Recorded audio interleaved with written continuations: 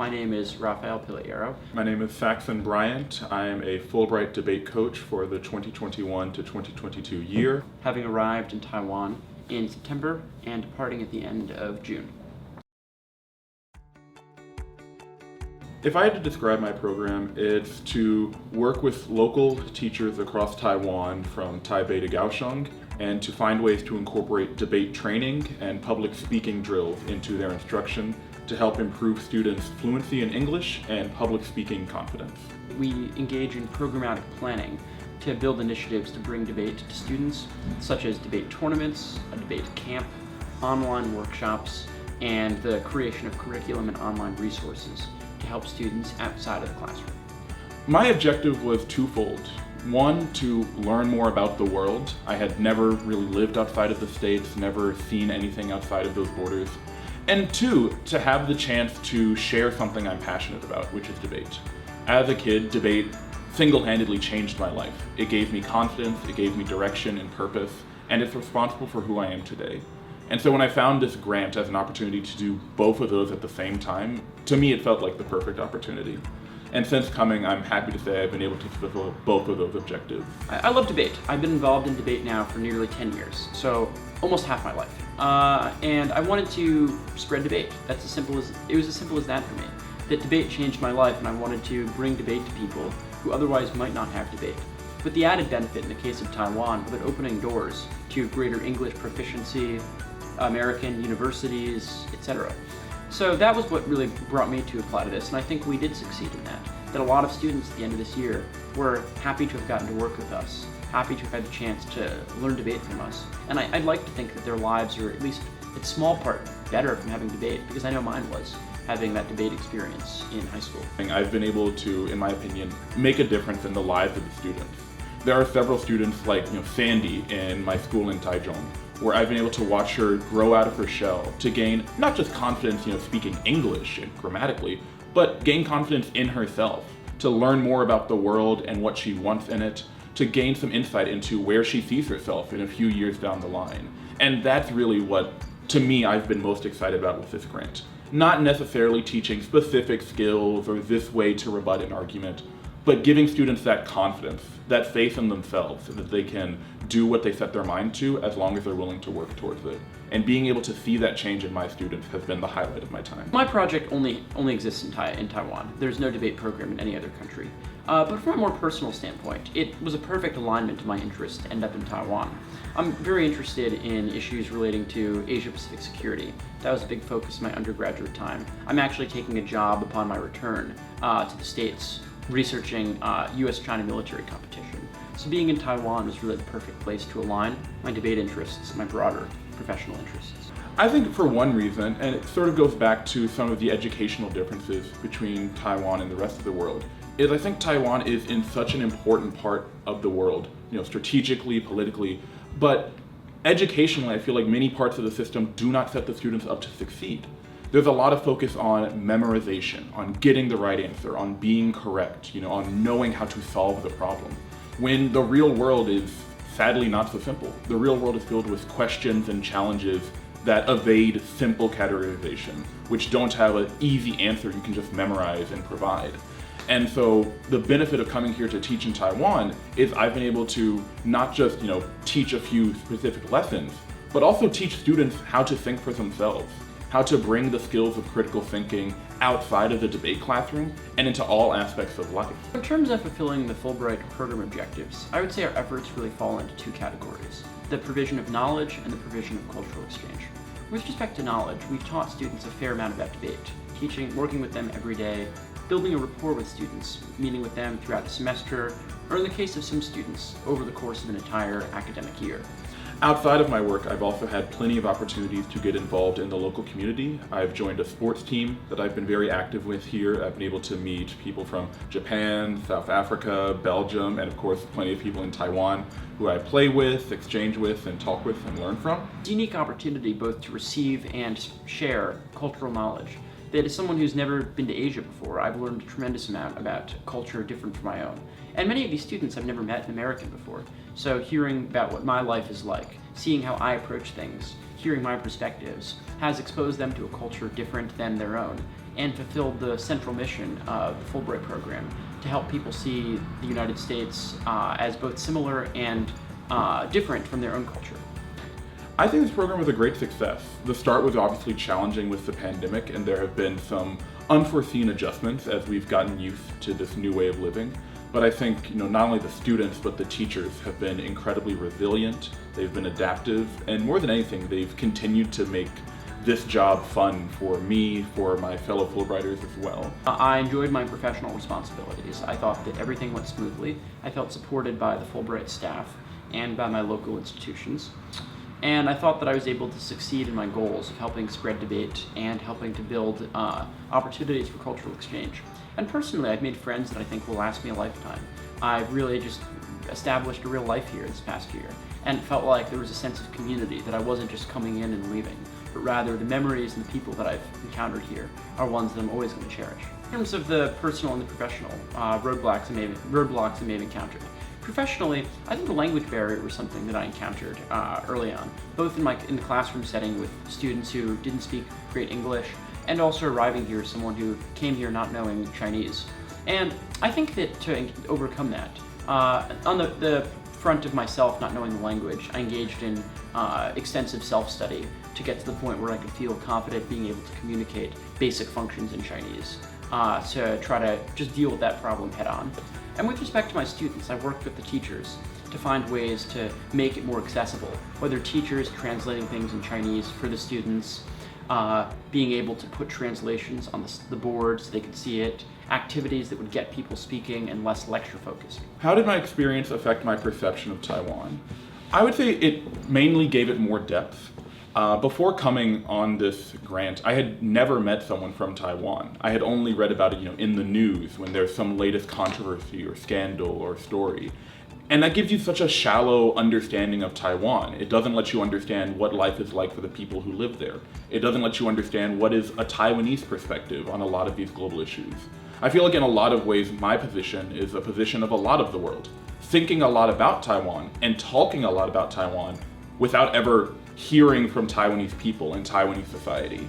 And something I've been really grateful for in my time here is having the chance to remedy that, to actually hear Taiwanese voices, not just politically, but artistically and culturally, and to hear not just what other people have to say about Taiwan, but what does Taiwan have to say about itself. I didn't know very many people who came from Taiwan. I'd never been here. So I think the way it affected my perception was making everything much more localized. I can understand Taiwan's geopolitical situation, even Taiwan's domestic politics from what I studied in undergraduate, but I didn't really know Taiwanese people. And I think it just helped localize and humanize a lot of what I'd been studying previously. And I hope that I could have done the same thing for some of the students that I've interacted with, who understand American culture. They watch YouTube videos, see American movies, but don't know Americans, to help really make more concrete the things they know about another country. I think my most memorable moment was actually for the sports team I was talking about. So I've joined a rugby team since coming to Taiwan, a sport I had never heard of nor played before I came to this country. And through the team, I've been able to meet people from a wide degree of backgrounds, from local college students to, clean energy workers from South Africa to students from Australia. And a few months ago, we actually traveled to Tainan as a group to compete against the Tainan rugby team down there. And I think that opportunity to travel with my teammates, to go to Tainan, somewhere I had not really been before, explore the city, to compete, to eat incredible food, even if it's a bit sweet for my taste, was one of my best memories for sure. And it's given me so many fun stories to tell that I'll be excited to share with my friends when I return to the States.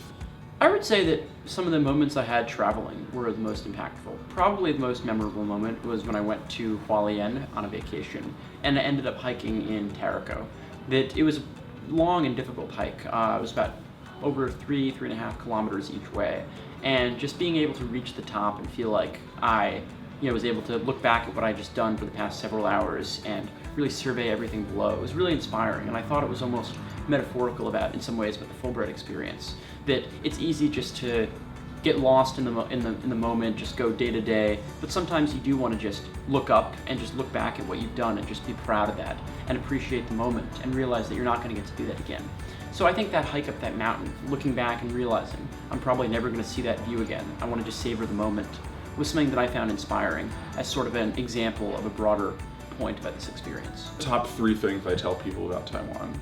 I think first will definitely be the incredible tenacity of the students.